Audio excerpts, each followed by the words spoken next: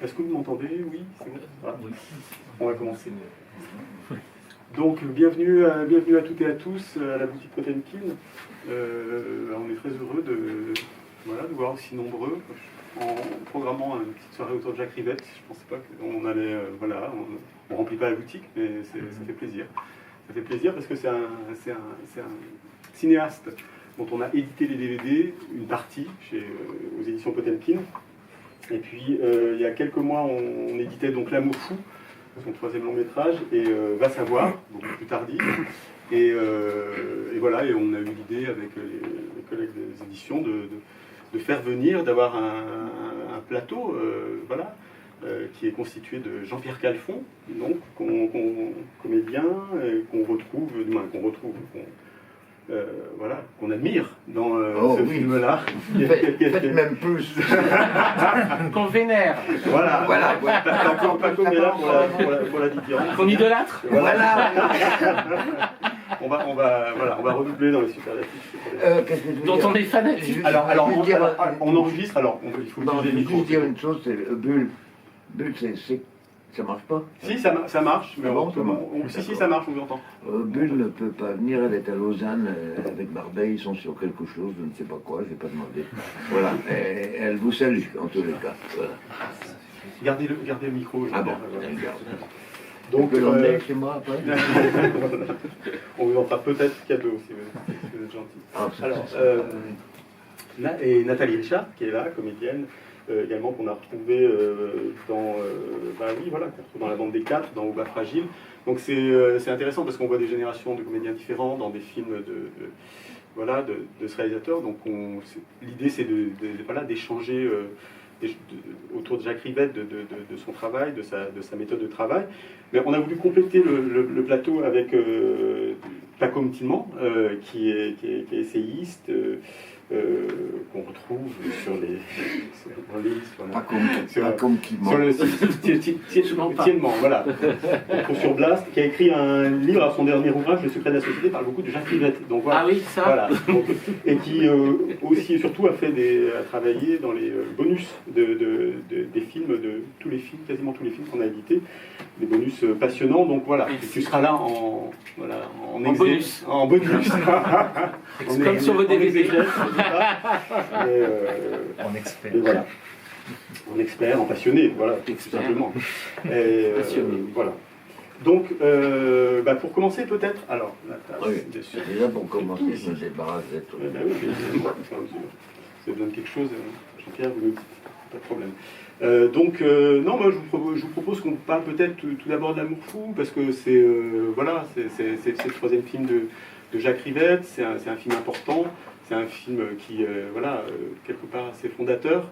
On associe souvent le cinéma de Jacques Rivette à la notion de théâtre, le cinéma et le théâtre dans le cinéma. Peut-être Jean-Pierre, si vous voulez bien ouvrir les hostilités, comment c'est arrivé cette affaire-là de L'Amour fou, et comment vous êtes arrivé sur ce film-là? On rebascule en 60, c'est quoi, 67, c'est ça? Ah non, c'est avant. C'est avant, le tournage c'est 67. 67. Si, c'est ça. Moi je sais pas. Il ne faut pas me demander des trucs. Non, on va pas vous demander des dates. Mais des souvenirs. Non, je sais pas, il était venu nous voir au théâtre avec Bulle, dans la pièce de Marco, Les Idoles, et il a décidé qu'on ferait le couple de son film. Voilà, c'est tout ce que je peux dire, je ne sais pas pourquoi. Il a décidé ça. Il a dû aimer la pièce déjà. Pardon? Il a dû aimer la pièce, il a dû aimer Les Idoles. Et il a aimé, oui, certainement, oui, parce que sinon il ne nous aurait pas pris s'il avait détesté. Et parce que L'Amour fou, c'est quand même camper le rôle d'un personnage qui met en scène Andromaque, de Racine. Oui, ça j'aurais préféré monter autre chose, quelque chose un peu plus moderne, mais bon, c'était le deal, il fallait que je monte ça. Moi je suis pas un comédien classique, moi je suis un imposteur dans le métier. J'ai fait le métier en voyou, je n'ai pas vraiment pris de cours, quoi. J'ai fait semblant, j'ai été des fois à l'école de Jean Villard, mais voilà, on me donnait une scène à jouer, je lisais la pièce, mais je lisais la scène, mais pas la pièce. Donc je ne savais pas d'où venaient les personnages, ni où ils allaient, donc c'était vraiment un truc d'escroc, quoi. Ouais. après, j'avais pas la patience d'attendre qu'on m'engage, donc j'ai monté une pièce alors que je connaissais rien au théâtre, rien du tout. J'avais pas de culture, j'ai quitté le lycée en troisième, j'ai fugué de chez mes parents. Et je suis parti me bourrer la gueule en Belgique à la bière. Voilà. Et c'est pas vraiment. C'est une drôle d'école, c'est l'école de la vie, quoi. Voilà, comme ça. Et j'ai eu de la chance. Voilà. Les gens ont aimé ma nature, certainement. Voilà. J'imagine que c'est ça, parce que c'est pas ma technique qui les a éclatés, en tous les cas. Mais justement, ce qui était très bien avec quelqu'un comme Yvette, c'est que je pouvais. Rentrer dans un univers où il fallait créer des choses. Donc, c'est quand même plus facile parce qu'on joue avec soi-même. On nous demande, il avait écrit une série de paragraphes qui représentaient les scènes de la progression dans le film, de l'histoire du couple. Et il n'y avait pas de dialogue, il fallait qu'on les invente. Les matins, on arrivait sur le plateau, sur le plateau dans l'appartement, je sais pas où, et on inventait le truc entre nous, les acteurs, avec le bulle et avec les autres acteurs aussi. Il fallait on était obligé, c'est pas une punition, c'était un plaisir d'un seul coup de faire avec ce qu'on est, quoi, d'arriver à rentrer. Mais Rivette savait très bien ce qu'il voulait. Il ne nous laissait pas faire n'importe quoi. Mais le matin, il disait voilà, dans le film, on en est là, et dans la progression, c'est comme ça. Voilà, c'est comme ça qu'on arrive à ce plan. Qu'est-ce que vous diriez dans cette scène, dans une scène comme ça, quoi, voilà. Sur ce côté collectif du travail, est-ce que vous sentez que c'était un réalisateur qui était particulièrement en retrait, qui vous laissait beaucoup de place, ou qui était quand même un peu dirigiste, qui était dans le laisser-faire, qui filmait tout, qui était là à l'affût de tout, ou qui vous avez assez dirigiste quand même, oui, okay. C'est bien ce qu'il veut, oui. C'est bien ce qu'il veut, c'est-à-dire on ne peut pas aller n'importe où, quoi. Il veut rentrer dans le cadre, il a quelque chose à... Mais en même temps, il nous laisse, en effet, la liberté d'être nous-mêmes je ne sais pas, on n'est plus acteur à ce moment-là. On n'est pas ni comédien ni acteur, on est, voilà, on essaie d'être. Et en même temps, la configuration du plateau, pour ceux qui ont vu le film, c'est un rappel, mais pour ceux qui n'ont pas vu, c'est quand même un metteur en scène qui est filmé aussi par une équipe. Il y a aussi ça. Voilà, oui, donc c'est quand même une installation ou un dispositif qui est quand même assez... on n'est pas dans le naturel non plus. On voit bien qu'on est dans la mise en scène de quelque chose. Je sais pas. Oui, certainement. Oui. Mais j'ai pas de recul. J'ai pas vraiment de recul par rapport à ça. Je sais que il faut se lâcher, quoi. Il faut y aller, il faut réfléchir, il faut sentir, surtout pas tellement réfléchir d'ailleurs. Mais il faut sentir ce que le créateur, en fait, parce c'est lui qui a créé l'histoire avec Mario Parolini. Ils ont créé cette histoire, et je pense que c'est une histoire un petit peu leur histoire, quelque part. Et nous demande de prendre en charge un peu cette histoire et de créer avec lui et avec Marie-Lou, de créer les personnages, de les faire vivre. Il avait l'air content. C'est ce que je précise, que la compagne, l'ex-compagne de Médette a coécrit le film, et que cette histoire, L'Enfour raconte l'histoire d'un couple dont lui est metteur en scène, elle est comédienne, elle quitte cette mise en scène, et le couple vit une sorte d'amour un peu et absolu, et en même temps vit la jalousie aussi. La jalousie et le déchirement que peut être ce couple-là. Peut-être, Nathalie, quand vous avez découvert l'amour fou... Je l'ai découvert, on avait déjà fait La Bande des Quatre. Et donc, et je me souviens, il nous avait fait une projection, je crois aussi avec les autres actrices, et au Club 13. Et donc donc moi Rivette avait fait une projection de L'amour fou pour ses nous aussi, comédiens. parce qu'on connaissait, c'est vrai que les actrices, moi je l'avais rencontré pour les Hurlevents. J'avais entendu parler de Jacques, mais enfin je ne connaissais vraiment pas son travail. Hein. J'avais 23 ans, je sortais du conservatoire, donc je connaissais cette figure, mais c'est vrai que je ne connaissais pas du tout son cinéma. Et comme c'est quelqu'un qui après, enfin là on parle de 67, le film il n'est pas sorti en 68, donc il est sorti en 69, me semble-t-il. Donc il y a tout un pan après où il parlait plus du tout de toute cette époque. On parlait un peu de Bulle ou de Marco, parce que moi je connaissais des gens en fait d'une façon privée de cette époque-là. Mais sinon c'est vrai que c'est toute une époque où avec les cahiers dont il parlait assez peu. Même s'il y avait Pascal Benuter qui avait fait partie des cahiers, mais il était plus là, je pense, dans la bande des 4, où il écrivait encore des articles, je me souviens plus là. Mais donc c'était quand même, c'est-à-dire qu'on n'avait pas du tout la même proximité dans le temps. Je veux dire, c'est pas le même Jacques, je pense. Enfin, c'est le même, mais c'est pas tout à fait le même Jacques qu'on a rencontré. Parce que même par exemple de savoir, ça j'ai su après, je sais pas si c'est par retour, le fait qu'il ait raconté une histoire aussi intime à l'écran. C'est pas moi qui t'ai dit. Ouais, mais c'est par exemple de la part de Jacques, c'est très particulier. Après, il y a eu une sorte de distance ou de pudeur où on pouvait retrouver de son expérience de la vie, de l'amour et tout ça. Mais je veux dire, c'est pas quelque chose du tout. Sa vie privée avec le cinéma se passait par plein de circonvolutions ou de silences qu'on arrivait à détecter en le connaissant ou en travaillant au fur et à mesure avec lui, mais c'était pas du tout aussi, dans un lien aussi direct, quoi. Mais alors, pardon, là, je me suis perdue. Non, mais pas du tout. Non, mais c'est pas perdu du tout. Mais par contre, alors, dans la... Et donc, on a découvert, d'abord, le film en noir et blanc. Bon, après aussi, il nous avait parlé d'Antoine, mais parce que moi, je connaissais aussi Hermine Caragueuse, donc je savais dans pas mal de choses. Ah ben, moi, je me souviens, on a été éblouis.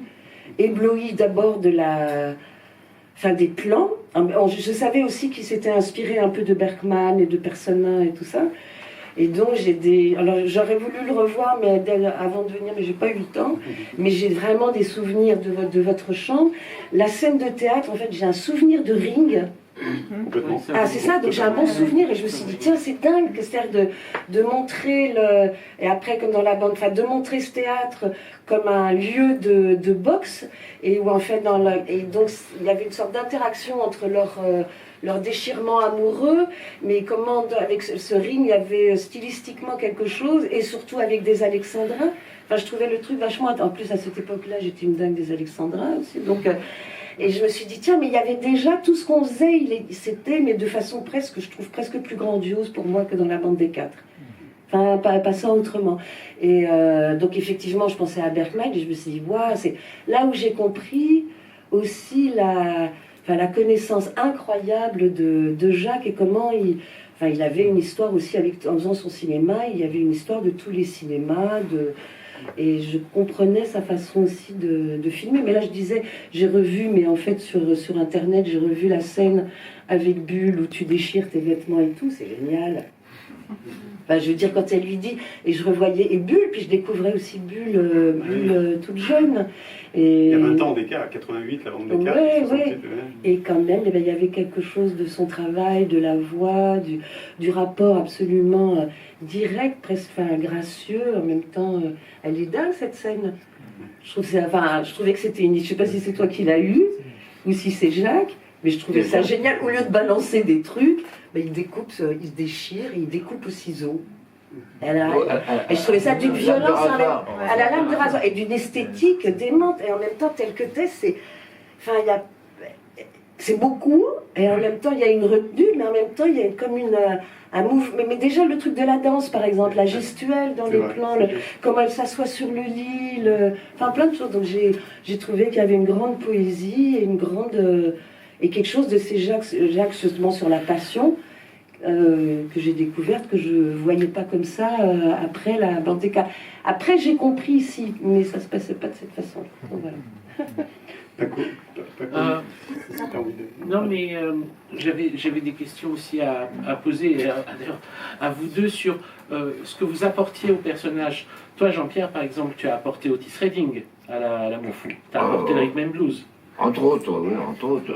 Oui, mais j'ai apporté mon idée des dialogues par rapport à ce qu'il demandait, mais j'avais aussi envie d'aller ailleurs, dans quelque chose de plus moderne, oui, me mettre dans Andromaque, moi, c'était quand même, pour moi, très difficile, quoi, très difficile. Je ne suis pas du tout classique, quoi. Alors, Et ça, c'est Jacques qui l'avait choisi, c'est lui qui avait choisi de me faire monter Andromaque, et moi, je n'avais pas envie de monter ça, mais je ne pouvais pas me lutter avec lui, il avait envie de ça, et ça me plaisait aussi quand même de me confronter à cette histoire, quoi, d'Andromaque.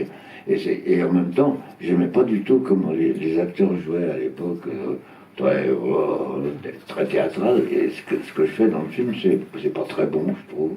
Ma façon de mettre en scène le truc, qui est très intimiste, qui est très intériorisé. Et voilà, j'ai essayé d'échapper au classique, quoi. Essayer de me débiner. C'est étonnant parce que par Véronique, j'ai pu avoir accès à un carnet qu'elle appelle le carnet bleu, ou qui s'appelle peut-être le carnet bleu, mais qui est un carnet de notes qu'il a écrit en préparant l'amour fou. Et sur Andromaque, c'est quelque chose auquel j'aurais jamais pensé, mais dedans il dit que c'est le à bout de souffle du XVIIe siècle. Parce que Racine est très jeune quand il écrit Andromaque. Et pour lui, c'est un film, c'est une pièce quasi rock. Et c'est pour ça en fait, mais ça il ne l'a peut-être pas dit, ou il n'en a peut-être pas parlé, c'est des choses qui sont dans son carnet. Non, pas du tout. C'est étonnant, hein. Mais on emmenait, je me rappelle qu'on emmenait Jacques chez Castel. C'est vrai, hein. Ça a l'air de rien, mais il venait avec nous, voilà. Faut pas dire qu'il allait sur la piste, danser déchaîné, mais il venait, voilà, il est curieux quand même, voilà. Il est curieux de notre façon d'appréhender les choses, quoi. Parce que c'est toutes ces scènes de dialogue où il y a beaucoup d'éléments d'humour et d'absurde que tu as avec Bulogier dedans, c'est des scènes que vous avez coécrites tous les quatre quasiment, où là vous êtes presque peut-être probablement pas de l'improvisation, mais Lui il nous donne une trame, la trame de ce qu'il veut dans la scène, comment ça intervient dans le parcours du film. Et après nous, on dit ça avec nos mots, quoi, voilà. Oui. Parce qu'il y a cette incroyable impression d'assister à cette scène pour la première fois, quoi. Enfin, voir les dialogues émerger, mais spontanément. Je ne sais pas s'il y a une part d'improvisation, mais en tout cas, c'est l'impression que ça donne. Oui, il y a une part d'improvisation, mais on improvise le matin en arrivant sur le plateau, puis après, au moment où on le fait, il y a encore des choses qui sortent qui sont pas prévues, quoi. Voilà, parce il nous laisse quand même la bride sur le cou sur certaines choses du moment qu'on ne dévie pas du sens de la scène, du sens qu'il veut de la scène, du moment qu'on ne dévie pas de ça, et nous laisse quand même une grande liberté, quelque part. Oui.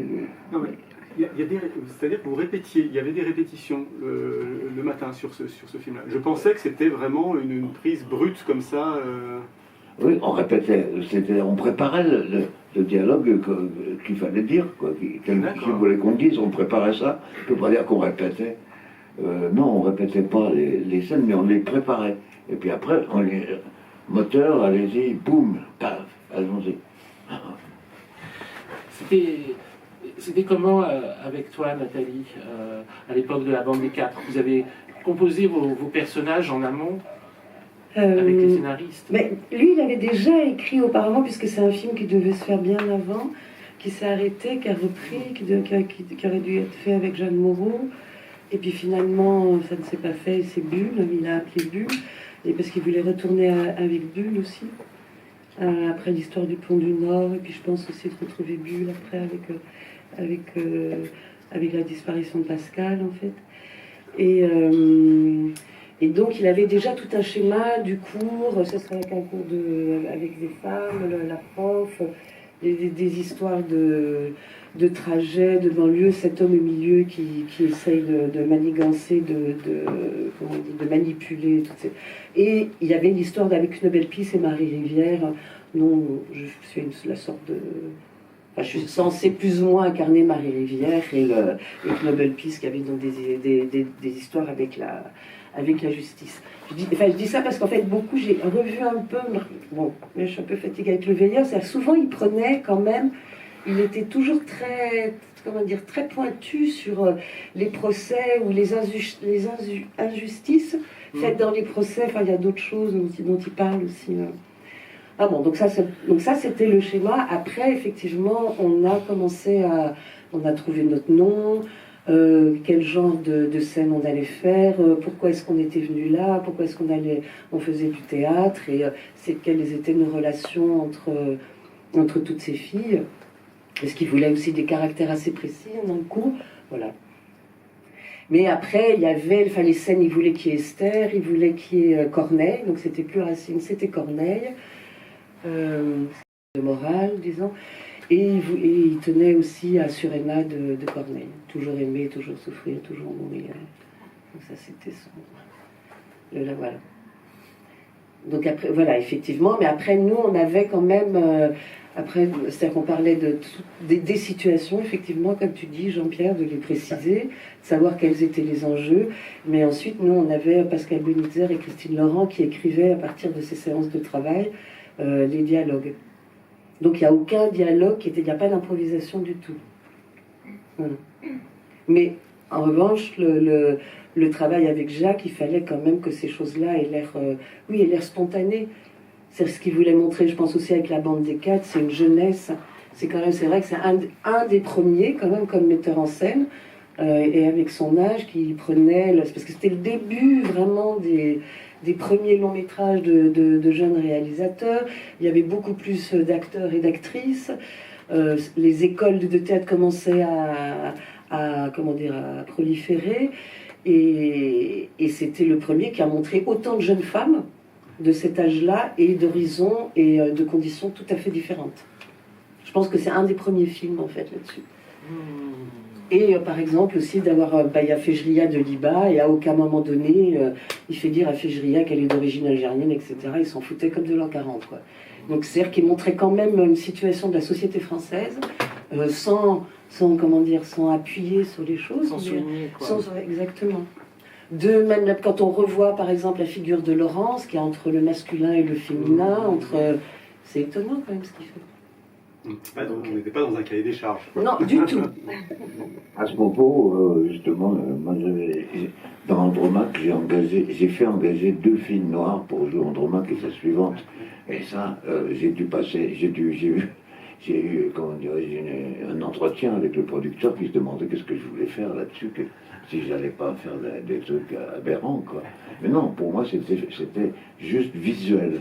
Voilà, c'est-à-dire que d'un seul coup, ces deux-là au milieu des blancs, on voyait tout de suite que c'était des étrangères. Donc il n'y avait pas besoin d'expliquer. Il y avait plein de choses qu'il n'y avait pas besoin d'expliquer, quoi. Ça, c'était mon idée, là, mon idée principale dans Andromaque, quoi, c'est-à-dire de casser aussi le truc. Mais Jacques, il t'a pas posé de question de savoir ce que c'était ou quoi. Ah non, lui, non. Mais le producteur, oui. Oui, mais voilà. Non, mais donc pour dire que Jacques avait quand même une vue des strates de la société, de l'histoire, il était quand même beaucoup plus contemporain, beaucoup plus moderne et progressiste que pas mal de gens. Mais moi, pardon. Tu voulais poser une question? Non. Alors, je voulais tendre un micro pour quelqu'un qui va l'utiliser. Alors, non, moi ce qui m'intéresse, ce que je trouve totalement frappant en revoyant ces films-là, c'est la façon dont Rivette filme les femmes, donc, et les corps des femmes. C'est-à-dire j'étais bluffé par la beauté, l'élégance, la beauté des corps, et puis dans Au bas fragile, on voit des corps dansants, des corps sensuels, mais quelque chose, mais aussi une féminité. Alors, aujourd'hui, on utilise ces mots-là de sororité, de choses comme ça, des mots qui sont tombés dans le vocabulaire commun, mais à l'époque, ces mots, je ne sais pas s'ils existaient, mais la réalité des films et du cinéma, de ces histoires-là, vraiment, et je trouve, était fort. Et ce ne sont pas des corps qui sont dénués de sensualité ou qui ne sont pas sexués. C'est-à-dire que ce sont de très belles femmes, mais en même temps, je trouve que il y a un endroit très juste, très respectueux. Et je sais pas, il y a une façon de filmer. Vous voulez me faire parler de tout? Mais non, pas du tout. Non, je veux pas vous faire. Non, mais c'est un sentiment qu'on peut avoir par rapport à certains réalisateurs. On peut se dire, tiens, il y a un regard qui est porté dans lequel je me sens pas forcément à l'aise. Et là, chez Rivette, on voit quand même des personnages qui sont dans la majorité des personnages féminins et qui sont d'une élégance folle, quoi, et où on se pose pas cette question-là. Je trouve qu'il a un endroit juste et assez rare finalement.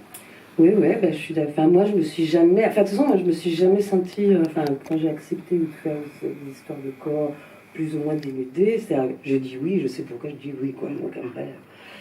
Mais c'est vrai qu'avec Jacques, en revoyant Au bas fragile la dernière fois, mais il y a les gens qui descendent. Mais aussi, c'est tout le cinéma, enfin, c'est aussi tout le cinéma, pas hollywoodien, mais qui tourne, enfin, mais où il montre, enfin, c'est quelqu'un qui regardait les gens et dans leur entièreté, quoi. Jamais il découpait, mais c'est ce qu'on se disait, il découpait quelqu'un, ou les jambes de femme, oui, parce que c'est beau, ouais, pourquoi pas, effectivement, on peut les montrer, on a le droit.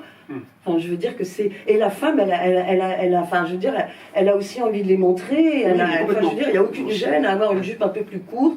Ou Laurence, dans la bande des 4, il y a tout un truc où elle est dans la chambre, où elle joue, elle se met avec le drap. Ça évoque aussi de la peinture, ça évoque le nu, ça évoque peut-être même un truc du théâtre un peu, justement, antique. Enfin, il y a plein de références. Mais c'est vrai qu'il a toujours eu un regard très sensuel, moi, je crois. Non, mais si on compare, par exemple, à... Mais même bulle, dans tout ça, moi, je dis, dans L'amour fou, il y a un grand truc de... Mais complètement. Enfin, comment il s'allonge, comment vous prenez dans les bras, au début, comment vous êtes sur le lit, c'est hyper libre. Mais surtout, j'étais très étonnée dans Au bas fragile, c'est la répartie des femmes. C'est-à-dire qu'ils donnent quand même aux femmes la parole, elles sont capables de se défendre, elles sont capables de voir ce qui arrive, elles sont capables de dire ce qu'elles pensent à un type. Elles ne sont pas forcément obligées d'être des victimes, quoi, ou de se laisser aller, mais parce qu'elles savent aussi ce qu'elles ont envie dans la vie. Et qu'il y a des choses, on fait pas ça, on fait pas ça, et on fait pas ça, et on fait pas ça. Mais je pense que c'est l'ensemble du cinéma chez Jacques. Il y a un truc vraiment sur la morale et où les gens, dans l'initiation, disons, de leur vie, enfin de l'expérience de la vie, souvent il les met dans une expérience de vie. Oui, complètement. Ouais. On apprend on apprend qu'il y a des choses qui... C'est-à-dire, on est responsable aussi des choix qu'on fait, quoi. Voilà, ça, je veux dire. Mais après, les hommes aussi, ils les montrent. C'est plus compliqué, mais avec Marcon, c'est encore autre chose, quoi. Mais bon, c'était quelqu'un sûrement d'une génération. Je veux dire que pour lui, le cinéma, c'était aussi de... les femmes, on les voyait pas forcément tout le temps, ou il voulait les montrer peut-être autrement que dans la peinture, par exemple. Donc comment elles sont, ces femmes, comment elles se montrent. Et je pense que là-dessus, il avait un regard... Enfin, il nous demandait comment on avait envie d'être. Mais si on compare, par exemple, à un Romer, un Godard, il a quand même... Godard, c'est quand même magnifique. Non, mais c'est magnifique. Non, mais je veux dire, c'est très différent. C'est ça que je veux dire. Godard parle presque plus de la peinture ou du portrait. Oui, mais par exemple, Laurence, justement, quand elle est nue, je ne sais plus ce qu'elle dit, ou quand elle est dans Au bas fragile, avec sa jupe, et qu'est-ce que c'est que ses fesses, à qui j'appartiens, parce qu'elle ne sait pas d'où elle vient. Ça, c'est complètement Godard. Enfin, tu vois, c'est quoi ses fesses, à qui c'est ce nez, à qui c'est ses seins, à qui c'est quoi. Oui, ça vient là. Ouais, vachement, quoi. Donc, mais je pense que c'est pas tant que Jacques était pudique, c'est qu'il n'avait pas de fausse pudeur. Oui. Donc il y avait une sorte de... Il y a de la beauté partout, mais aussi dans ce qu'il y a de pas... Enfin, je veux dire, c'était pas quelqu'un qui était sur la propreté du cinéma, justement. Il dit, c'est pas propre, quoi. Où est-ce qu'on va? C'est justement là où on peut être le plus sincère et qu'on regarde un peu, qu'est-ce que c'est que la saleté? Qu'est-ce que c'est la pureté? Je veux dire, ok. C'est pas... Donc il avait une façon, je pense, de regarder, oui, tel que c'est. Donc c'est vrai que les postures, le corps et tout ça, c'est important, je pense, pour lui. Non? La vérité de ça. Enfin, il essayait de chercher la vérité de ça, donc ça pouvait être toujours que beau.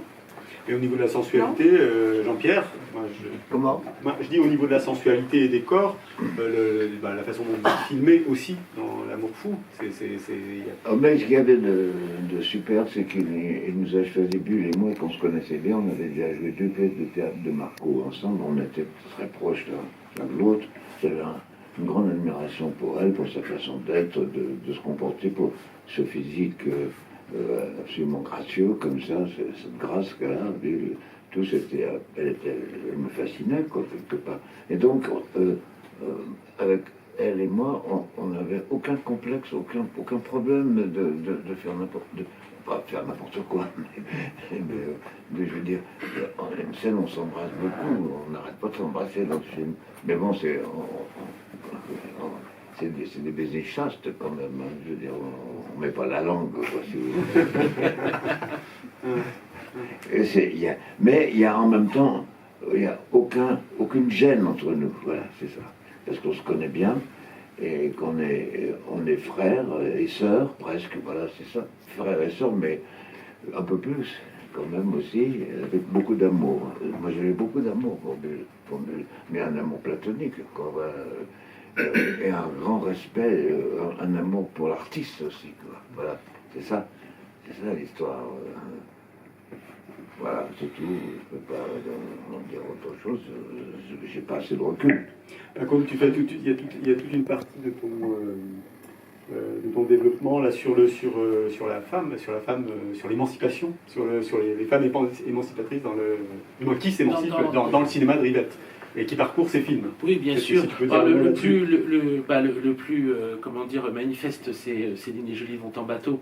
Et c'est, je veux dire, ça se dit au sujet de ce film dès le film de Delphine Seyrig. Sois belle et tais-toi, dans lequel elle interviewe Juliette Berthaud. J'y ai pensé d'ailleurs pendant que vous parliez, parce que Juliette Berthaud, dans son interview par Delphine Seyrig, elle dit Jacques était une femme, dans le sens où de la façon dont elle estimait qu'il se comportait avec elle, c'était Jacques était une femme. Ce qui est très inattendu comme phrase prononcée.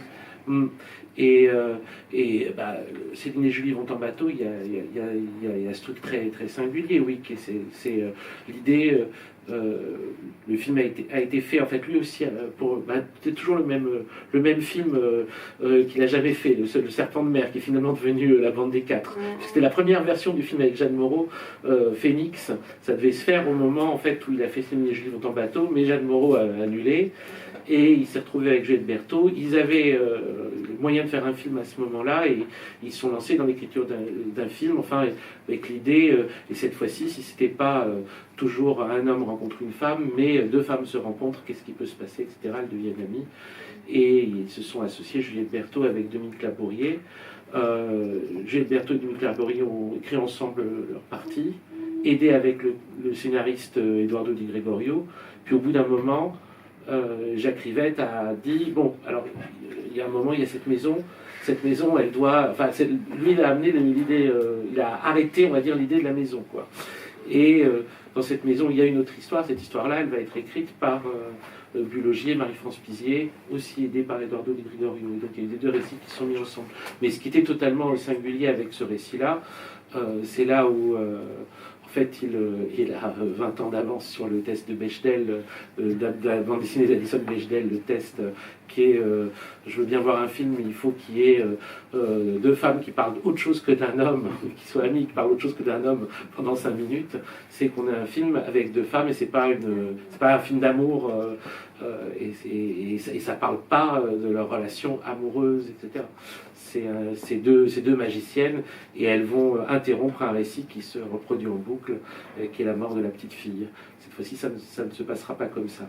Et là où c'est un film qui a une dimension authentiquement émancipatrice, je ne sais pas si ça aurait peut-être eu lieu sans ce film, mais en tout cas, quand ils font ce film, il y a le dossier de presse, Juliette Berthaud écrit dans le dossier de presse, j'ai beaucoup appris auprès de mes 2 maîtres, le savant fou et le dernier samouraï. Savant fou c'est Godard, le dernier samouraï c'est Rivette, mais maintenant en ayant dit Dieu ni maître, je vais m'atteler à ma propre créativité, pourquoi pas. Et en fait elle annonce que là elle va faire ses propres textes, ses propres films, ce qu'elle va faire. Donc le film Céline et Julie vont en bateau appartient au cinéma de Rivette, mais il fait aussi basculer Juliette Berthaud d'une phase de sa créativité à une autre, quoi. Mais ceci dit, ces questions d'émancipation, elles sont déjà dans l'amour fou. Mais ça, c'est une hypothèse. Moi, quand je le regarde aujourd'hui, ce que j'ai l'impression, c'est que le personnage que joue Bulogier, Claire, c'est une poétesse. Mais c'est parce que le message qu'elle te laisse, c'est comme une poésie. Ce message que ton personnage écoute. Le message audio, tu sais que tu écoutes dedans. Cette espèce de long monologue étrange. C'est comme un poème surréaliste, quoi. C'est-à-dire c'est bourré d'associations d'idées, d'images étranges. C'est pas dit comme ça dans le film, quoi. À aucun moment on dit c'est une poétesse qui essaye de trouver son destin poétique. Mais l'impression que donne ce message, c'est que c'est comme si c'était une poésie improvisée et qu'il y avait quelque chose de ce destin-là. Et ça me fait penser à un truc, c'est pas Eustache aussi? C'est que Eustache, moi j'ai redécouvert et tout, ils étaient très copains au moment des cahiers, quoi, très proches en fait. Hein. Et donc il y a des choses comme ça de Jacques en fait, mais parce que Eustache, lui, il s'enregistrait après beaucoup, il enregistrait, je me demande si ça pas, si en fait c'est pas un... Ah, c'est l'enregistrement. Oui. Ah. Parce qu'il avait plein de bandes magnétiques et il enregistrait les gens et en fait après il faisait presque comme des films sonores. Tout à fait. Et donc je me demande en fait si c'est pas une référence ou en tous les cas un clin d'œil à Eustache. Alors je sais pas, mais par contre ce qui est connu, c'est que avant L'Amour fou, ils ont beaucoup travaillé ensemble puisqu'ils ont fait ensemble le film Jean Renoir le patron et tout ça, voilà. Pour Cinéaste de notre temps. Ça précède L'Amour fou.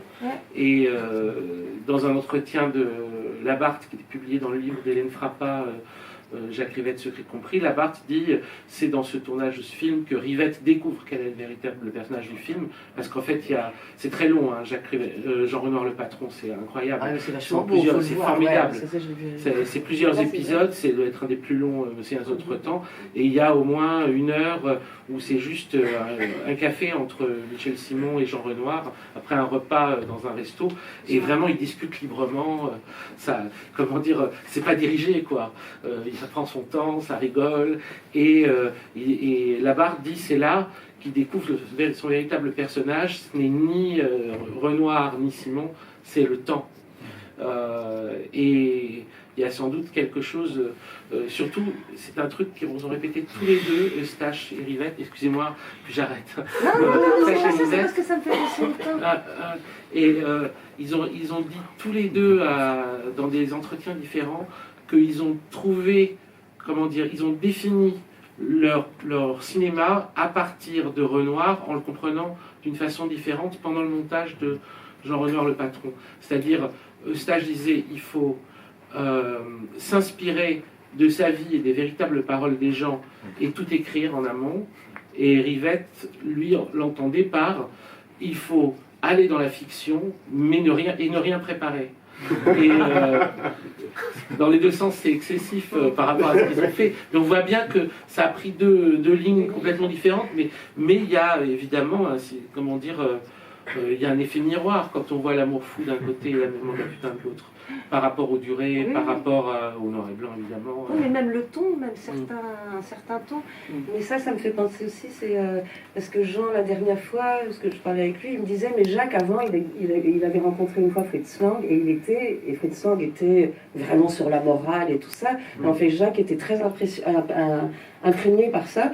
Et avec Renoir, finalement, il a quitté Fritz Lang, même si je pense qu'il y a des vraies questions de morale dans tous les films de Jacques, en fait, mais qu'il est allé dans cette sorte de vie et effectivement de temps qu'il y a chez Renoir.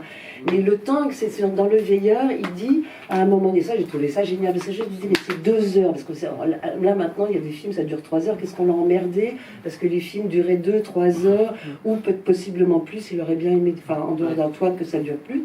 Et il disait, mais avant, dans le cinéma justement hollywoodien et tout ça, des histoires qu'on raconte d'amour, en fait ça pouvait prendre 1 heure. Mais maintenant, aujourd'hui, on ne peut plus les raconter en 1 heure, il nous faut au moins 3 heures.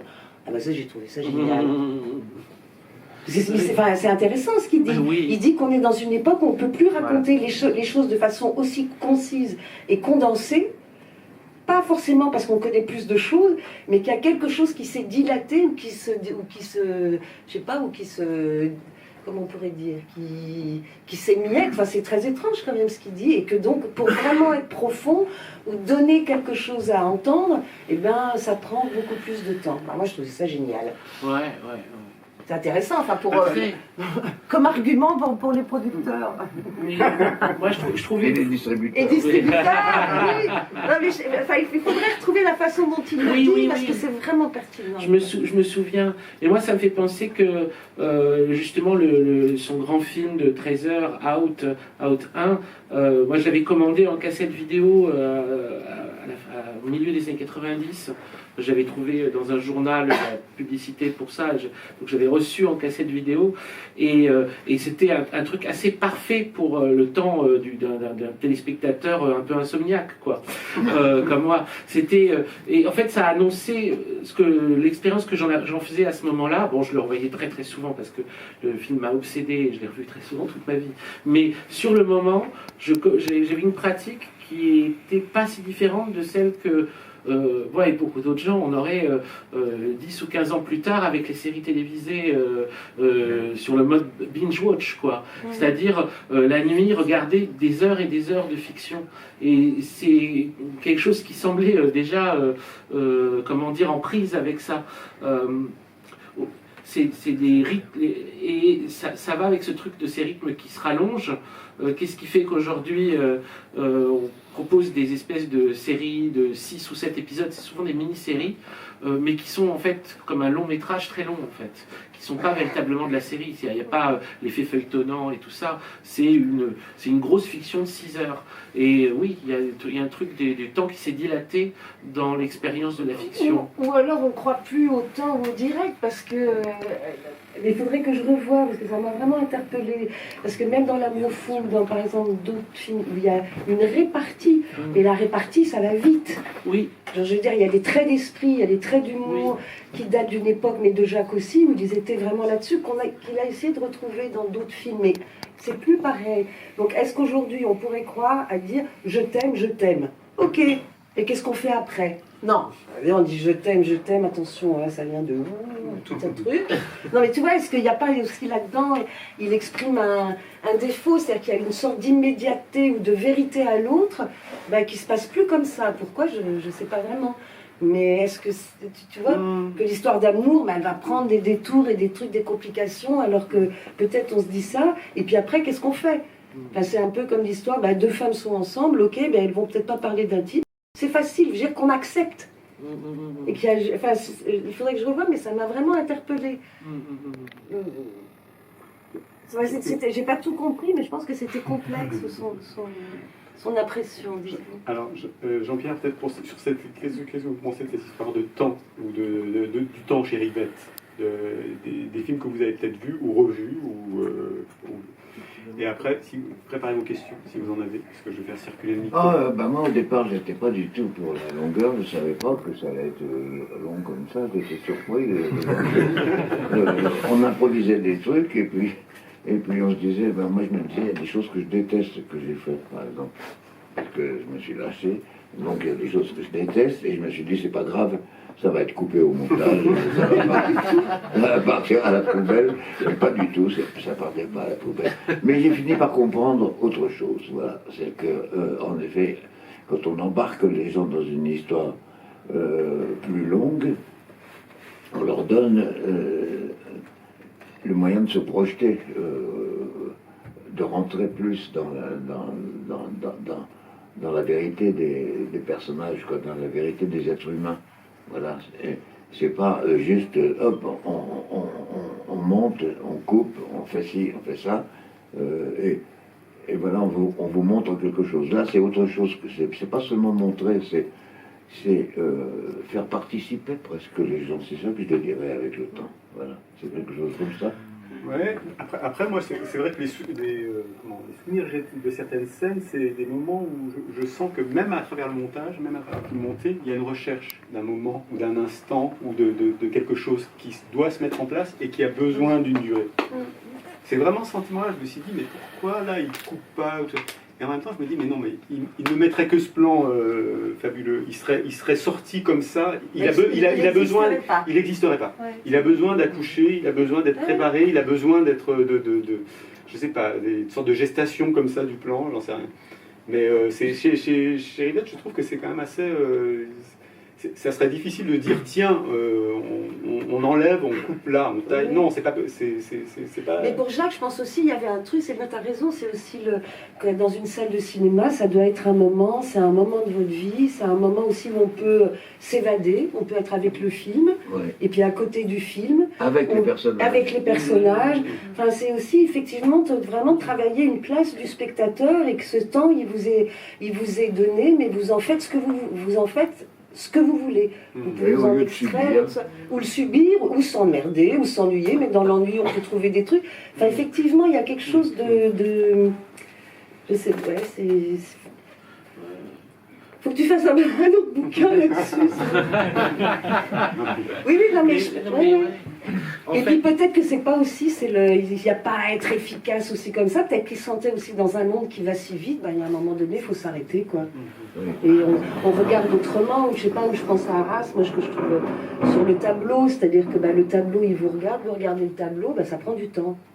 Oui, ça prend du temps. Et dans ce temps qui paraît être vide, finalement, il y a quelque chose qui, à votre insu, se passe, où vous êtes actif, et peut-être pas, et puis après, quand on s'extrait de ça, il y a quelque chose qui va revenir, peut-être.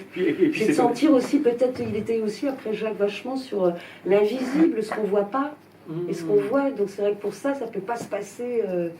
Il y a quelque chose où on doit se déplacer, en fait, peut-être, non?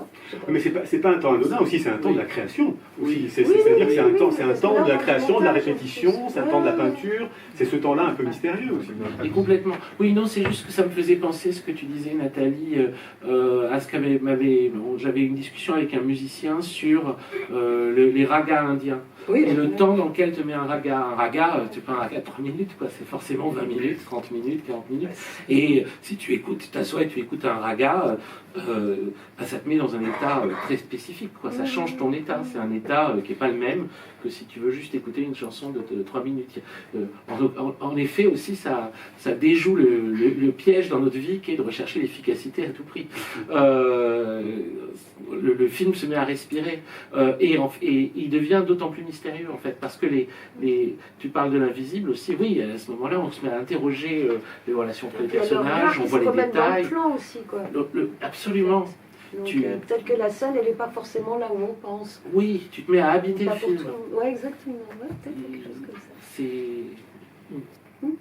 ça. C'est ça qui est grandiose. Oui, parce que comme lui, il était sur les trucs de hanté aussi, tout ça. Non? Oui. Oui, peut-être que aussi on est hanté par le film, mais on peut hanter le film. Pendant le moment de... Pas mal, ça, comme... Non, mais parce qu'une salle, quand on y est, ça, il y croyait. C'est vrai, il y a quand même toutes ces présences quand la salle est vide. Mais il y a tout... Non? Croyez aux fantômes. Ouais, au revenant. Ouais, c'est avec Hélène Frappa, j'avais, il est énervé. Elle lui dit oui, c'est des fantômes. Il fait c'est pas la même chose. Revenant fantôme, c'est pas pareil. Il a raison, oui, parce qu'il y en a qui aimeraient bien partir, mais ils peuvent pas, donc ils sont dans l'entre-deux. Puis les autres, ils sont. Il était. Oh, là, tu la vois, là. Tu sens que ça l'énerve, parce qu'il a une vision très très précise du truc. Dans quoi ça? Dans un entretien avec Hélène Frappa. Ah bon? Et c'est vraiment. Rivette et Frappa? Ouais. Et moi je connais pas ça, non. Mais attends, mais tu vas très vite. Juste avant, tu disais le spectateur hante déjà le film. Non, selon le spectateur. Oui. Non, un film te hante. Oui. Mais en fait, pendant le moment où on est là, on peut hanter le film. À partir de comme tu dis, peut-être que justement se personnifier ou quoi, c'est peut-être pas ça. C'est peut-être de hanter le film. À partir de là, il te hante. Et puis quand tu sors. Tu vois, il y a cette relation quand même, où justement du temps de travail. Il y a, oui, peut-être, ouais. Enfin, je pense qu'aussi, Jacques, il tenait à un truc aussi, c'est qu'on soit transformé. On va voir quelque chose, on ressort, c'est pas pareil. Bon, ça c'est quand même ce qu'il y a de mieux. Et vous, en tant que comédienne, comment vous êtes ressorti de son cinéma? D'abord, j'ai rencontré quelqu'un. Ouais, déjà. C'est pas tous les jours, mais c'est pas tous les jours.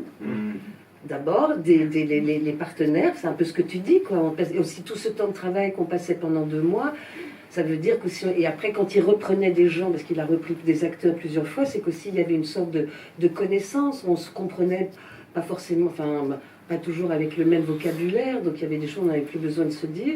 Mais c'est ce temps justement qu'on avait passé qui faisait qu'il y avait quelque chose qui allait être là sans qu'on ait besoin de l'énoncer, de le figurer, de l'appuyer. Et voilà, et puis j'ai rencontré un grand metteur en scène, quelqu'un, voilà, on aimait bien se voir, et avec qui j'ai beaucoup ri. Et je suis toujours étonnée de plus en plus, parce que justement de la fantaisie, mais ça s'en disait, mais après il y a un truc sur... Mais quand même, la façon dont il filme, il y a toute une histoire du cinéma, la façon dont il filme, c'est sublime, quoi. Les plans, les plans, le rythme, mais vraiment les plans, puis l'attention de fait, la délicatesse, tu vois, je dis, mais pour tout le monde, comment il montre un visage, comment il montre un corps, il aimait vraiment, il avait le respect des gens dans un lieu, dans un décor, jamais il les extrayait, il essayait vraiment de nous mettre dans ce qui est par ce quoi on était entouré, dans quel monde on était entouré. Donc il y avait quand même un grand humanisme en fait, chez cet homme. Voilà, pour moi. Voilà. Oh, pardon. Je vais faire circuler. Comme tu voulais Non, je tendais mon micro à Jean-Pierre, mais qu'il ne le regardait pas. Et si tu voulais dire quelque chose. Non. Aucun. Oui, j'ai dit quelque chose, j'ai dit non. Attends, je vais dire une chose, c'est que j'ai tourné un autre film après avec Jacques, Oui. L'amour par terre, et que là, il n'y avait pas d'improvisation, par exemple.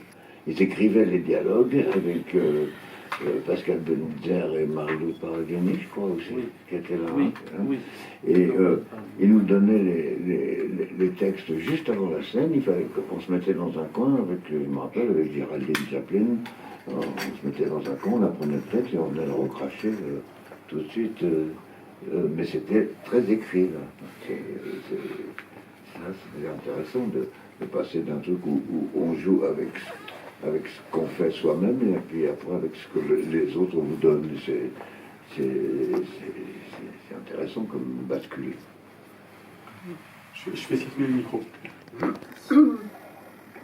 Simplement on m'entend bien ça pour alimenter et faire du lien avec ce que vous mettiez en avant, Nathalie, tout à l'heure, le moment en particulier où il parle du temps dans Le Veilleur, je ne sais plus si c'est 5 minutes avant, 5 minutes après, mais il parle aussi de technique.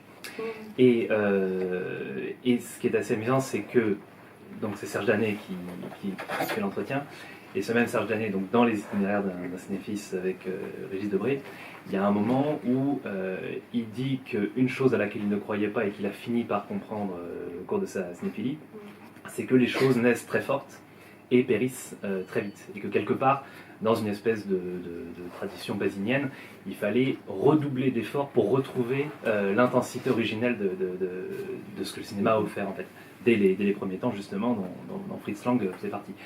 Et à ce titre, le lien avec la technique que je fais, c'est que, et c'est pas par hasard que Rivette parle de la technique juste au même moment, c'est que suivant les matériaux avec lesquels il travaillait, c'était d'autant plus faisable, et c'est paroxysmique dans Out 1, d'allonger la durée pour pas seulement épuiser dans une dimension spectatorielle, mais aussi pour retrouver en fait une intensité qu'il est de toute façon impossible de capturer, à moins d'être justement d'être Godard, mais alors c'est un autre travail, mais en 2 minutes, alors que parfois il en faut 5 ou 7. Et voilà, donc c'est pour alimenter sur cette dimension technique dont Rivette n'était pas du tout inconscient. Je veux dire, ça fait partie d'un travail aussi d'artisan. Mais lui d'ailleurs, il était sur un plateau, il était comment? C'est lui qui cadrait ou il y avait un cadreur? Comment il se situait? Comment il agissait? Il y a une photo de Jacques où il est en train de regarder au cadre, en noir et blanc, où il est super beau, tout jeune, tout ça. Mais après, il regardait un peu comme ça, mais non, il cadrait pas du tout. Et donc c'est en général, quand c'était Lubchansky, il cadrait et il faisait la lumière. Et après, il y avait, avec Champetier, après il y a eu un cadreur et des fois la lumière. Avec Christophe Pollock, moi, non, je sais plus si Christophe en fait cadrait ou si c'était pas quelqu'un d'autre, ou Julien Hirsch. Mais non, lui, pas du tout. Non, lui, il était vraiment sur le plateau à regarder l'espace, enfin, vraiment à faire la mise en scène. Hein. Donc, en revanche, il suivait tout. Moi, je l'ai jamais vu. C'était le début des combos. Après, il n'a jamais été devant un combo. Donc, c'était vraiment quelqu'un qui était en prise avec l'espace réel dans lequel il était. Il avait la capacité aussi, des fois, autant effectivement d'improviser ou de se dire tiens, ce lieu est bien avec ça, c'est bien, les couleurs, les matières. En même temps, avec un peu de recul par rapport aux scènes, comme s'il ne voulait pas nous déranger. Mais ça, tu en parles beaucoup aussi, sur le côté, sur le réalisateur endormi, sur la posture de réalisateur qui fait l'endormi, qui refuse pas son pouvoir, voilà, mais qui fait l'endormi. Voilà, c'est se retirer de l'histoire pour laisser les choses se faire. Voilà. Ah oui, complètement, mais ça c'est parce que c'est dans des entretiens qu'il avait donné à Narboni, où ils sont revenus plusieurs fois dans 2 entretiens, l'un à l'époque de l'Amour fou et l'autre à l'époque du Pont du Nord, sur cette notion de... Les revenants sont là. Ah oui, ça... Pont du Nord. Bah, je reprends, quoi. Mais... sur la notion il n'y a pas de signe, pas comme il n'y a pas de signe. Oui, il n'y a pas de signe, bien sûr. Voilà, mais c'est quoi, je renvoie à ces entretiens, qui est une notion renoirienne du réalisateur qui fait l'endormi. Mais moi, ça me fait penser surtout à une photo incroyable du tournage de Out 1, que son producteur extraordinaire, présent ici dans cette salle d'ailleurs, Stéphane Tchakalchev, qu'on peut applaudir, parce que il est, oui. c'est quand même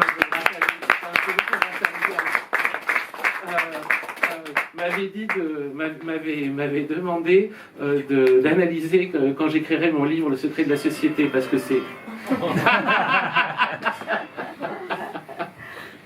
Pardon, Réponds, hein, je crois que non. t'es appelé. Et qui est une photo, et que j'ai fait d'ailleurs parce que j'ai fait ce que Stéphane m'a demandé, d'analyser cette photo, et une photo très étrange où on a l'impression parce qu'il fait une danse cosmique à côté du tournage. En fait, on voit le tournage, c'est la scène sur la plage avec Michael Lonsdale et Bernadette Lafont, il y a l'équipe et tout ça, et Jacques Rivette est à côté, et c'est des gestes très étranges, joyeux et mystérieux, presque comme un derviche, quoi. Ou presque comme même, pour moi ça m'a presque fait penser à Thelonious Monk quand il danse, mais bon, mais ça donne l'impression en tout cas de toute façon qu'il y a quelque chose d'autre qu'un réalisateur forceur, quoi, je sais pas comment dire, plus quelque chose comme un réalisateur qui doit faire que ça fonctionne bien entre le cosmos et le tournage. C'est ça l'impression que ça donne. Oui, mais je pense qu'aussi Jacques, il avait envie que les gens qui étaient sur le tournage soient aussi responsables du film. Il n'y avait pas que lui comme une sorte de personne, d'autorité, voilà, donc des murs. C'était chacun d'où aussi on pouvait écrire, on co-écrivait entre guillemets, on participait à la construction du scénario, plus ou moins, parce que c'est quand même lui qui faisait le squelette, mais c'est-à-dire qu'il laissait aussi un peu pour que les gens soient pleinement responsables du choix et d'être dans le film, en fait. Donc c'était assez fin, comme ça, il se prenait aucune... Et puis c'est dit dans 2 films où vous apparaissez. Dans L'Amour fou, c'est ton personnage, Sébastien, qui parle avec le personnage que joue Michel Moretti, au sujet du tournage de la Barthe, du théâtre de notre temps, Sébastien Gracq, et il dit j'ai envie de casser cette image du metteur en scène papa qui donne la béquée. Et sinon c'est le personnage que joue Bulogier, Constance Dumas dans La Bande des Quatre, qui évidemment, se fait arrêter vers la fin du film, spoiler, bon désolé, et vous continuez. Et c'était un entretien de Pascal Bonitzer où il disait mais ça c'est l'image idéale du metteur en scène selon Rivette qui disparaît et qui laisse les autres faire le... Mais ils doivent continuer. Mais ils doivent continuer, oui. Et qui font l'œuvre à sa place. Donc c'est toujours une histoire de faire l'endormi, je trouvais. Mais en même temps, le personnage... C'est vrai qu'on ne le sent pas sur le tournage, lui. Il se retire. Il a donné toutes ses instructions, enfin c'est pas des instructions d'ailleurs, il a donné toutes ses pistes. Après nous, on écrit les dialogues avec lui avant de tourner le truc, et après, il se retire, il nous laisse avec le caméraman et tout, on se sent pas abandonné mais libre. Voilà. Mais le personnage de Constance Dumas qui est joué par Bulogier dans La Bande des Quatre, c'est quand même comment dire, elle a un caractère, elle a une haute idée, une très très haute idée du métier de comédien. Il y a une exigence folle, quoi. Elle est quand même assez intraitable, impitoyable. Je sais pas parce qu'elle se remet en question aussi, mais elle dit que c'est difficile et que quand on fait ma question, ce métier, on paye quelque part. Oui, tout à fait. Ah oui, d'accord. Ouais. Bon, après, il y a aussi une notion de sacrifice, un petit peu, mais bon, on ne fait pas ce métier par hasard, quoi. C'est pas gratuit. Il faut payer, quoi. Il y a quelque de toute façon, dans la vie, on paye toujours. Je veux dire, il y a l'histoire quand même de ça, quoi. Ouais, ça se fait pas. Ça se fait pas comme ça, quoi. Mais bon, je pense que s'il le raconte pour n'importe qui aussi qui tente de s'adonner à l'écriture ou non, je sais pas, Jean-Pierre, ou à faire un film. Enfin, voilà, c'est pas. Ça demande quelque chose, quoi, et on perd quelque chose aussi, non? Ouais. Pour avoir quelque chose, il faut bien perdre un truc, quoi. Mais on gagne quelque chose. Mais on gagne quelque chose après. Parce qu'on rentre dans la tête et dans le cœur des gens qui nous font travailler, quoi, qui nous font tourner, qui nous font créer quelque chose. Mais après, je me souviens plus, parce qu'il s'est inspiré aussi de Racine, donc de tout le mouvement janséniste, mais pourquoi est-ce qu'il voulait... Je me souviens plus pourquoi il voulait que ça soit qu'un cours de femmes.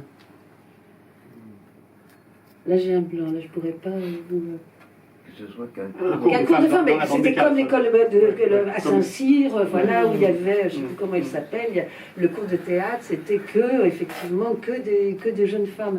Alors, est-ce que c'est le rapport avec Racine de l'époque? Mais c'est autre chose. Je pense que c'est autre chose, vu la figure masculine de Benoît, et que c'était comme... Je sais plus. Toi, tu sais pas par contre... Ah non, je n'ai pas trouvé. Si. Je me souviens plus. Si, j'ai beaucoup interrogé le film, mais j'ai rien trouvé là-dessus. Non, mais pourquoi elle prenait? Parce que c'est vrai que c'est assez osé à cette époque de prendre que des femmes dans un cours. Enfin, mais bon, je pense qu'il y a un truc, il ne voulait pas que ça soit réel. Enfin, il y a quand même quelque chose où on est toujours un peu déplacé par rapport... Il y a la vie, il y a toute la vie qui est dedans qu'on reconnaît, mais...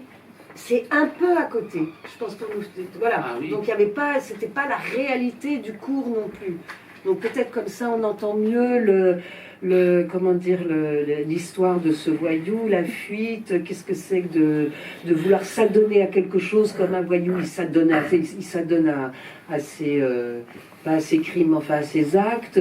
Comment l'autre enceinte, c'est quoi d'être enceinte? L'autre qui a failli mourir mais qui entend le dragon, l'autre on le tue. De toute façon, on le tue, c'est bon, de toute façon, pourquoi il est là à raconter ses conneries? Je sais pas, il y a peut-être quelque chose.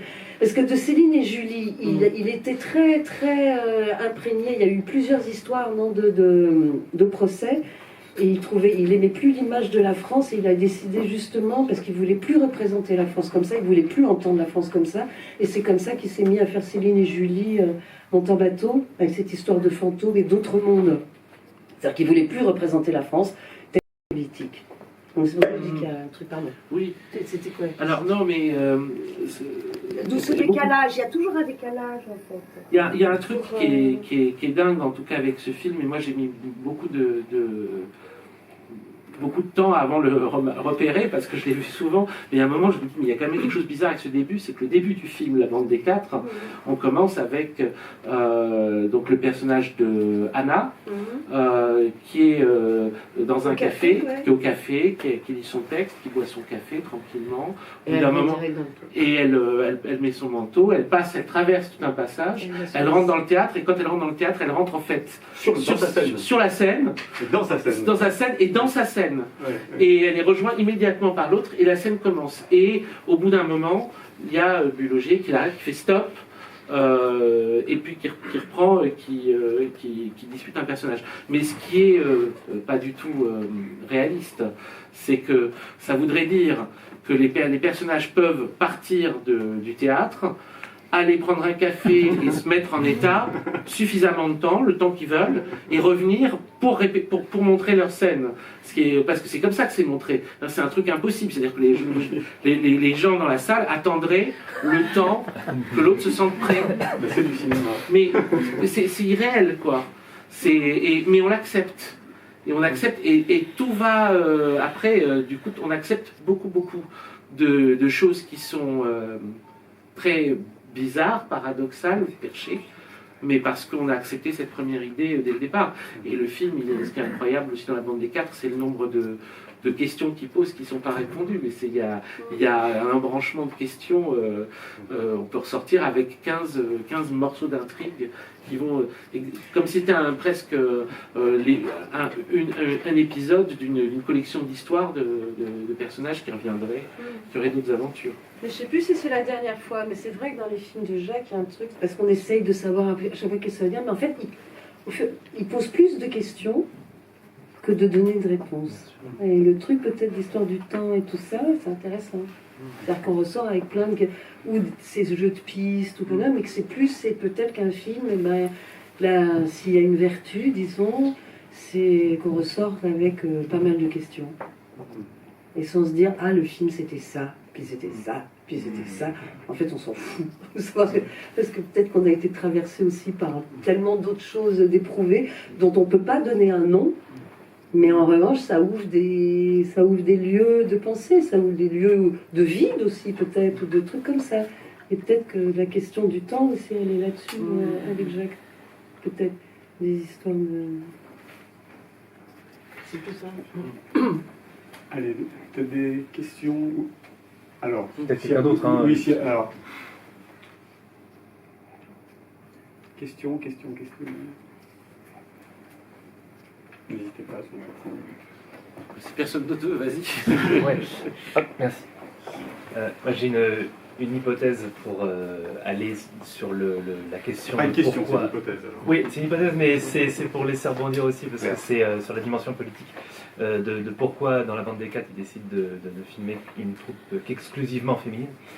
Je pense que, et ça c'est une question aussi pour toi, pas comme dans ce que tu développes dans Le Secret de la Société. L'histoire des cahiers, quoi. Voilà. Où c'était que des mecs, et là, ce sont que des femmes. En fait, la colonne vertébrale idéologique de Rivette qui est dans le texte sur Capot, où donc il précise vraiment qu'entre montrer quelque chose et le point de vue qu'on a sur ce qu'on montre, il y a une différence, et que c'est de cette différence-là qu'on arrive à détecter finalement si le cinéaste incarne ou pas ce qu'il montre. Et je crois que, mais c'est ça mon hypothèse, que Rivette ne s'est jamais plongé dans le militantisme propre à l'école des jeunes Turcs et autres, mais que ce qui crée ce décalage-là, justement par rapport à la réalité, au réel, donc propre aux militants, c'est qu'il passe par la fiction, il passe par quelque chose qui n'est pas stricto sensu réaliste, mais pour mieux incarner d'une autre manière finalement la même pensée politique, la même idée de progression et le même féminisme. Et donc le fait de représenter une bande exclusivement féminine, c'est dire moi je l'ai fait, voilà. Je l'ai fait là où les autres ne le font pas, sans viser personne en particulier, mais c'est pas forcément représenter de la réalité, c'est représenter peut-être même pas ce qu'elle devrait être, mais voilà. Je vous laisse rebondir sur ça, je sais pas s'il y a des... C'est drôle, excusez-moi, ça fait juste penser, parce que je pense à tout ce que les films de Rivette montrent avant qu'ils aient lieu. Mais ça fait presque penser à toutes les polémiques un peu débiles que les gens font sur les groupes non mixtes. C'est un groupe non mixte, en fait, le cours de Constantine. Oui. CNews serait horrifié. Mais qui fonctionne. fonctionne bien, qui vit bien. Ouais. Oui, bah Mais oui. il est, je pense, là, non, mais parce qu'il y a une vraie histoire avec le jansénisme aussi, où ces femmes, donc elles jouaient des rôles d'hommes, alors que par exemple dans le théâtre anglais, à chaque fois, Oui, le c'est des théâtre, hommes ça a qui été jouent des investi rôles que de par femmes. des hommes et qui Mais jouent des bien rôles de sûr, femmes. mais oui. Donc peut-être qu'ils choisissent ça. Après, de la bande des quatre, c'est aussi la bande des quatre des cahiers, où il n'y a que des mecs. Ou et qu'est-ce que font ces femmes? Bah, finalement, elles décident de tuer le type. Est-ce que les hommes l'auraient fait?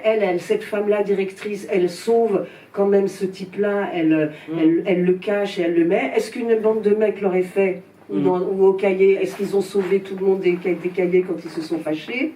Pas sûr. Dans les groupuscules politiques, pas sûr. Bertrand le refait dans Les Garçons Sauvages, en fait. Oui, oui, oui. Et est-ce que, ou la bande des quatre aussi, ou c'est Mao, etc. Donc est-ce qu'il n'y a pas quelque chose en fait de plus large de. Si ce sont des femmes, parce que ça, il avait un truc comme ça. Si c'est une femme qui le fait, comment elle le fait? C'est là où je dis que aussi, il donne. Moi, j'étais très frappée de cette force, quoi. C'est-à-dire qu'il y a quand même un truc, quoi, on est capable de parler. Non, mais oui, non, mais, voilà, là, il faut juste le faire, quoi. Ah, bon. Et ça marche. C'est ça. En plus, ça marche, l'autre, il n'a pas peur. Enfin, je veux dire, ça sort. Non, mais c'est vrai. Par exemple, dans Au bas fragile, quand je revois, il y a un type qui débarque, il faut qu'est-ce que vous faites là? Bah écoutez, je viens, ah bon, pourquoi? Il ouvre la porte et tout. Enfin, donc, quand même, il donne du courage, quoi, à ces personnages et du coup aux gens. Mais une vraie, comme tu dis, cette liberté aussi qu'on avait, il la donne aussi. C'est-à-dire qu'il vous dit, vous pouvez la prendre. Vous n'avez pas besoin de savoir ou faire partie de quel truc, ou vous sentir victime pour faire. Non, tu la prends. Tu es capable de la prendre. Si tu la prends pas, ça veut dire aussi plein de choses. Ben non, mais toi, je réfléchis, je me dis que c'est peut-être ça aussi, ce trajet. C'est une forme d'exemplarité du cinéma, en fait, parce qu'on s'est beaucoup construit aussi sur le rapport à comment on parle à une fille, comment on aborde. Enfin, moi, l'expérience du cinéma, elle est énorme par rapport à cette expérience-là, et je trouve qu'en fait, dans ces films, ils donnent ce possible qui est, voilà, ça existe et on peut... bah voilà, moi c'est un peu non, mais c'est l'idée vrai. que On peut se révolter contre, on peut tomber en panoison, on peut discuter, ou comme dans Le Bas fragile, qu'est-ce que vous... Enfin, mais c'est vrai que souvent, il devance la parole de l'autre, ou alors il l'accepte, mais c'est une vraie lutte. Enfin, il y a une lutte, verbale, il y a la possibilité de jouer de verbal. La scène avec... Juliette Berthaud et Steve Nain qui jouent un peu le Marlon Brando. Et la scène, elle dure, et en fait, on finit avec une espèce d'égalité de confrontation et de virilisme où je ne sais pas lequel est le plus Brando des deux. Oui, ça, oui, il faut prendre le bain où ça passe aussi. Il faut faire l'expérience. Parce que même vous, dans la scène, là, vous parlez vache. C'est beau comment vous parlez. Quelle scène? Dans la scène là où tu déchires tes vêtements, parce que c'est la seule scène que j'ai. Tiens, je te passe le... Non, mais la qualité des dialogues aussi, la pertinence des dialogues. On parle pas dans cette scène, on parle pas. On va vous parler ici un petit peu. Ah bon? Elle te dit arrête, et avant que tu commences, vous êtes sur le lit, tu lui dis... si tu lui dis tout un truc. Ah bon? Non. Moi, et après, c'est... Ah bon. je fais les choses et après je les oublie. Moi aussi. Je fais exprès d'oublier? Oui, je fais exprès parce que je ne veux pas rester dans le passé, quoi. Alors, ça, c'est bien. J'ai envie d'être tout neuf tout le temps. C'est comme quelqu'un, enfin, de proche. Je dis pas qu'il arrive. Je vais te dire un secret. Il fait non, arrête de me dire des secrets, ça pèse trop lourd, j'en ai assez. Je trouvais ça génial. C'est vrai, quoi. C'est quand ça? Non, c'est pas, mais je te dis un secret, tu le dis à personne. Attends, mais arrête. Mais oui, c'est...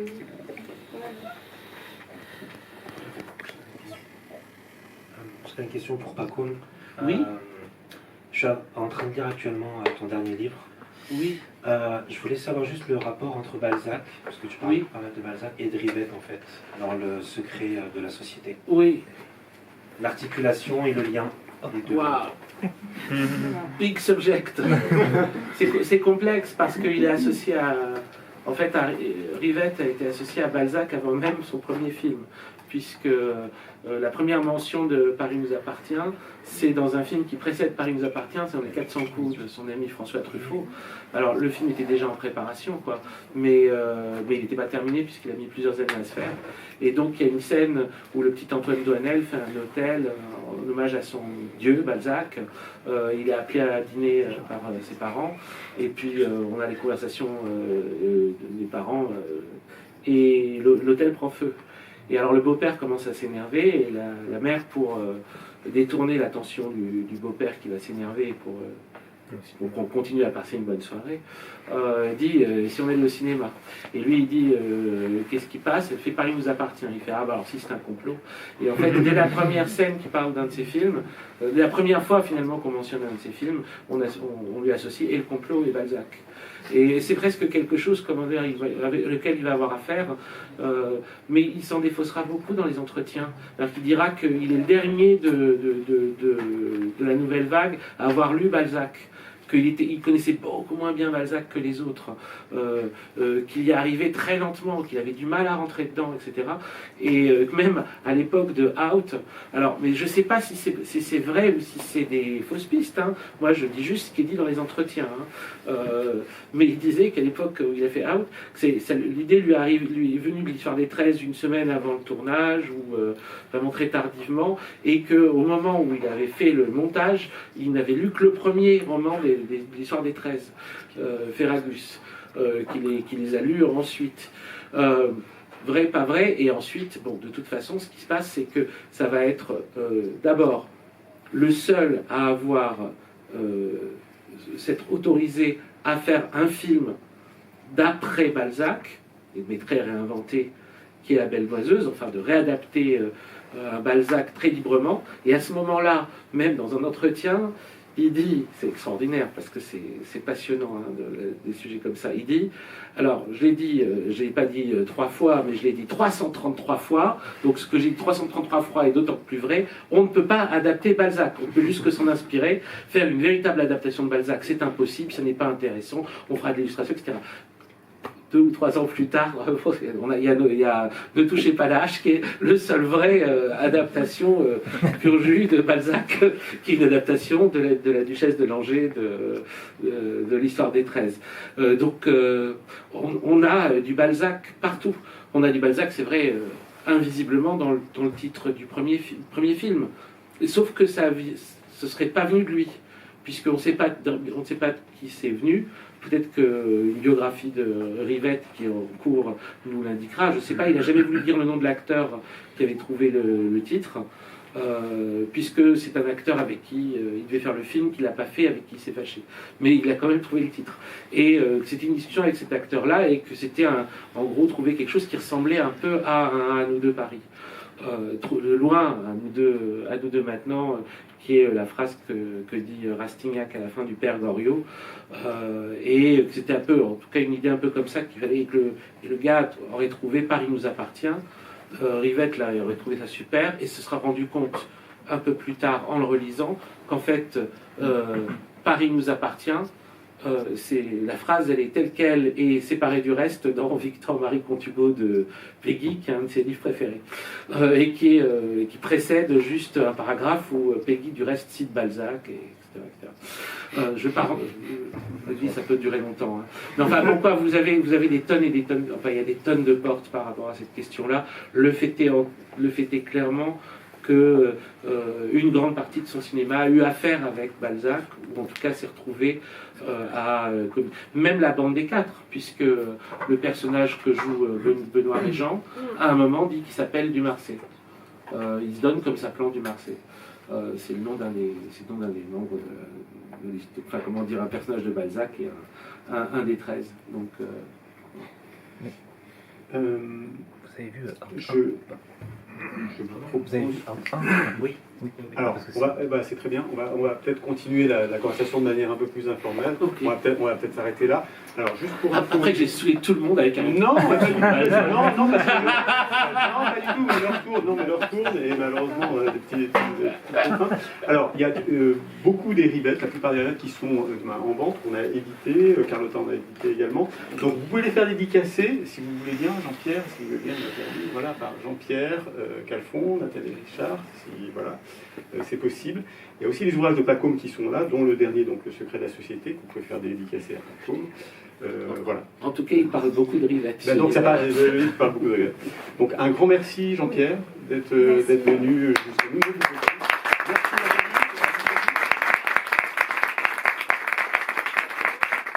Merci Pacôme. Merci Pacôme.